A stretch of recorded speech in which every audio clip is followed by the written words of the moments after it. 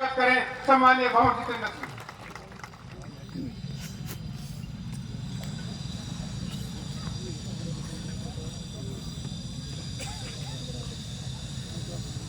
राजस्थान प्रदेश Congress committee के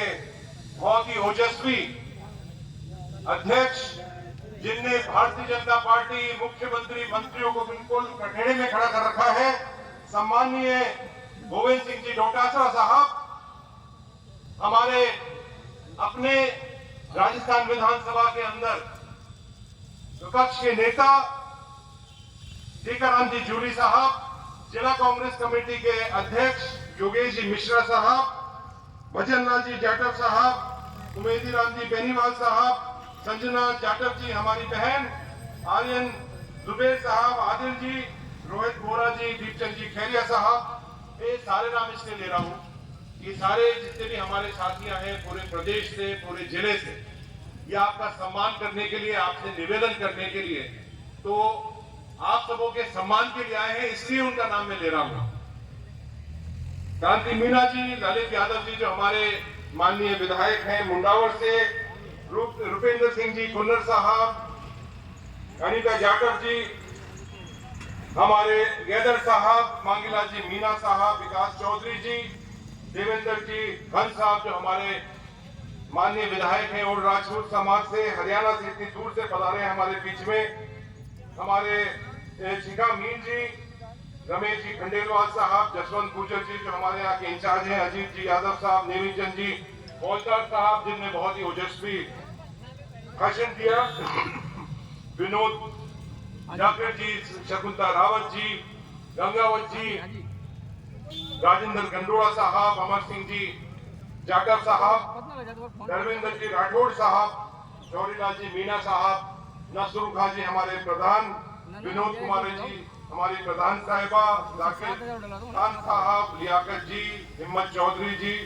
संजय यादव साहब, उर्मिला योगी जी, विराजमान पुष्पेंद्र धावाई जी, विराजमान अनूप शर्मा हमारे अध्यक्ष, बबली जी, रामेश जी जाटव साहब, किशन जाटव जी, सतीश पटेल जी, योगेश मीना जी, सूरजमल जी करतम साहब, महेंद्र गहलोत जी, प्रदेश कांग्रेस कमेटी के सभी पदाधिकारीगण, जिला Congress, block Congress, youth Congress, NSUI, महिला कांग्रेस, सेवा दल, सेक्टर इंचार्ज जो बहुत समय पिछले लगभग 1 महीने से गांव-गांव में हैं, सभी हमारे इंचार्ज महोदय जो अलग-अलग गांव के अंदर विराजमान हैं, सारे मुझे उनकी शक्ल दिख रही है, सभी विराजमान हैं, और बूथ के सभी इंचार्ज महोदय और सभी विराजमान मेरे बुजुर्गों, माता, भाई और बहन। मैंने ये सारे नाम इसलिए लिए कि देखो अपना जिले के अंदर बाहर से, कोई बाड़मेर से, कोई हनुमानगढ़ से, कोई जयपुर से, कोई बाड़मेर और अलग अलग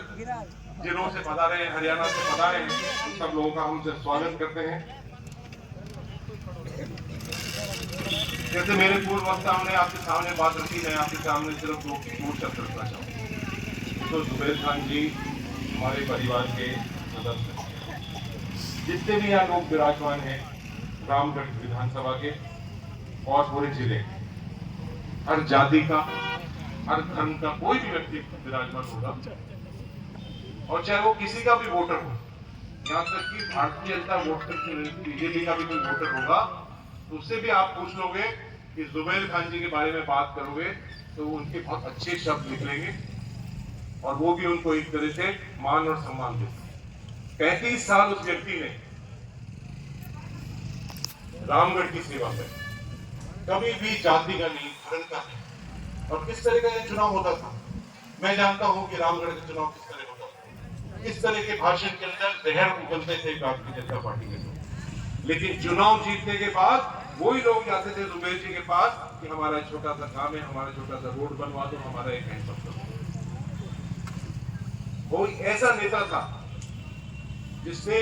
एक नया आयाम कायम किया था, पूरे जिले में नहीं पूरे प्रदेश के अंदर। जुबेर जी के साथ बहुत लंबा काम करने का मुझे समय काम था। हमने उत्तराखंड में, हिमाचल प्रदेश के अंदर, मध्य प्रदेश के अंदर, तमिलनाडु के अंदर, आसाम के अंदर, अलग अलग प्रदेशों में काम, और आज भी लोग मुझे फोन कर, जब उनका देहांत हुआ तो मुझे अभी भी फोन कर करके लोग कहते हैं कि देखो जुबेर खान जी से बड़े हुए। रामगढ़ का झंडा उन्होंने पूरे देश के अंदर फहराया है, इससे बड़ी बात किसी की नहीं होती। जब उनका अस्वस्थ हुए, उनका ऑपरेशन हुआ, डॉक्टर ने मना कर दिया था साफ साफ कि आप 1 साल तक कहीं भी घर से बाहर नहीं निकलो। लेकिन जुबेर खान जी 15 दिन भी उनने अपना रेस्ट नहीं करा, आराम नहीं किया, तुरंत वहां से निकल, अस्पताल से निकल कर और रामगढ़ के अंदर आप मैंने कितनी बार उनको मना करा कि आप मत जाइए। अध्यक्ष जी ने उनको मना करा, यूडी जी ने मना करा कि आप विधानसभा में आने की जरूरत नहीं है, आप रेस्ट करें। उनने अपना एक एक खून का कतरा रामगढ़ के लिए, आप सबों के लिए बहा। उनने जान आपके लिए दी। हमारे धर्म बन जाता है, हमारी जिम्मेदारी बन जाती है कि ये एक जो वोट है वो श्रद्धांजलि के रूप में भाई आर्यन को देंगे, कांग्रेस पार्टी को देंगे। आप देख रहे हैं मेरे पूर्व वक्ताओं ने आपको सारी बातें सरकार की बताई, और ये तो हम तो मन से ही बता सकते हैं आप, लेकिन असली में आप खुद महसूस कर रहे हो गांव में, ढाने के अंदर कि किस तरह से सरकार ने 1 साल की जो सरकार रही है, इनने अपने असली रंग सामने ले आए। ये सरकार एक तरह से जो एक पागल हाथी हो जाता है, जो एक मस्त हाथी हो जाता है, उस तरह बन चुकी। दिन भर घूम के आम जनता को रौंद रही थी। जहां भी जाती है वहां चाहे गरीब हो, किसान हो, मजदूर हो, युवा हो, महिला हो, उन सबको रौंद की हुई चलती। इनको इतना ज्यादा अहंकार आ चुका है, अब वो नकेल आपको डाल। एक बहुत अच्छा माहौल पूरे रामगढ़ के अंदर बन चुका है। मैं भी गांव गांव, ढानी ढानी के अंदर आप सबों के बीच में वोट मांगने के लिए आपके साथ और हर गांव के अंदर हर बिरादरी के लोग, 36 बिरादरी के लोग इस सरकार से इस 11 महीने में ही परेशान हो चुके हैं। और उन्होंने तय कर लिया है